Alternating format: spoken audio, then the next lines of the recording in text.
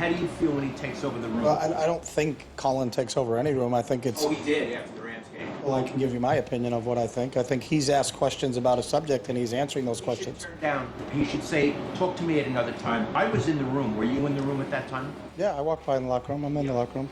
Anyway, so we disagree on if he took over the room. Do you think it's appropriate that he should be talking about those things after a win? Yeah, I do. When he's asked a question, I think he should answer what his feelings are on those questions. If you don't believe that's the thing, then maybe you shouldn't ask him those questions. I didn't ask him those questions. Okay. But we have a fundamental disagreement then. It's a great thing about this country, isn't it? Absolutely. Awesome. Whitlock, read between the lines. Chip Kelly is setting a good example for other NFL coaches. Good read or bad read? It's not a good or a bad read. I do think it's the wrong read. I want to get to my Whitlock's words of wisdom. Colin Kaepernick is an attention horse, and an attention horse can be rolled multiple directions at the same time. So people have got Colin Kaepernick saddled up, and Black Lives Matters is riding him to greatness, and Chip Kelly has saddled him up, and he is fixing his perception problem with black football players by supporting Colin Kaepernick. He had the Riley Cooper situation that fell on his lap in Philadelphia, got him off to a bad start. Then he had Shady McCoy and these other guys calling him racist for no reason. Supporting Colin Kaepernick, perfect play for Chip Kelly. I respect what he's doing. I think it's smart what he's doing, but he's fixing his image problem with black players and the media.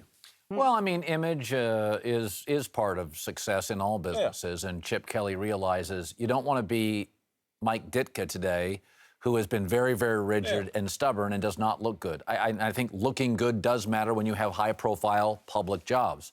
I think you can make a lot of mistakes in 2016. Being stubborn and rigid is a deal breaker, and I think increasingly athletes have opinions, and they're empowered, and they're rich, and they're retiring on their terms. And Chris Borland, I don't want to play what, we just drafted you. I think the Pete Carroll, Chip Kelly way, now Nick Saban, Belichick, that way also works. But I think, and you have to do what you're most comfortable with, but I think increasingly you have to be a better listener than just a talker. I watch Hard Knocks, and I watch Rams coaches yelling and screaming at players. We're going to look back at that 10 years and go, what is that? I just think the way Chip Kelly is doing it, you're going to see more of that. The way Saban and Belichick, who are transformative coaches, are doing it, works for them. They're superstars. In 10, 20 years, you'll see more Pete Carrolls, Chip Kellys. Yeah, I would agree. And also, at the Big Lead today, we looked into this writer. He's previously gone after Jim Harbaugh, Colin Kaepernick, Joe Montana, the nicest guy in the world, has had a feud with this guy. There's an agitator in every town who kind of... The T.J. Simers of San Yes, Francisco. there you go. What nice analogy.